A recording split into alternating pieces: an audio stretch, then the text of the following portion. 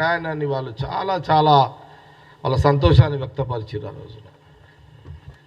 ఇది ఒక బ్రహ్మాండమైన మహిళా ఉచిత ప్రయాణం ఆర్టీ బస్సులో అనేది ఒక స్కీమ్ గురించి వాళ్ళు చెప్తుంటే నాకు కూడా చాలా సంతోషం అనిపించింది. ఆ పథకం గురించి ఆ మహిళలు చెప్తుంటే నేను ఆ రోజు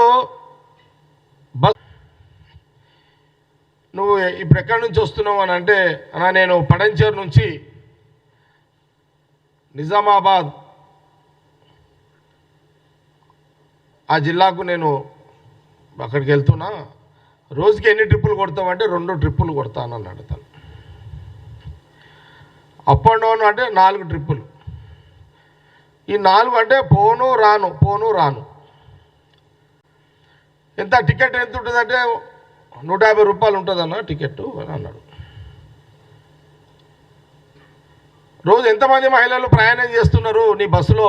4 పోను రాను 4 ట్రిప్పులు అంటే దాదాపు మహిళలు రోజుకి నా బస్సులో అప్ అండ్ డౌన్ 4 ట్రిప్పులు తీసుకుంటే 400 మంది మహిళలు నా యొక్క బస్సులో ప్రయాణం చేస్తున్నారన్న చాలా సంతోషం అనిపిస్తుంది అని ఆ ఆర్టీసీ కండక్టరు చెప్పడం జరిగింది.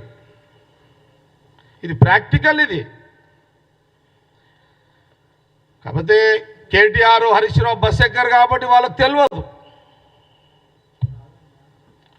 వాళ్ళంతా బెంచ్ కార్లలో తిరుగుతారు, వాళ్ళకి తెలియదు ఇదంతా.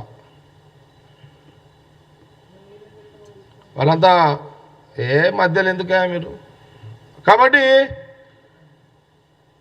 వాళ్ళు బెంచ్ కార్లలో తిరుగుతారు. కేటీఆర్ హరీష్ రావు ఆ కుటుంబం మొత్తం బెంచులలోనే తిరుగుతారు. ఇంకా నాకు వేరే పేర్లు రావు కార్లై. చిన్న నీకేమైనా తెలుస్తే చెప్పు నాకు.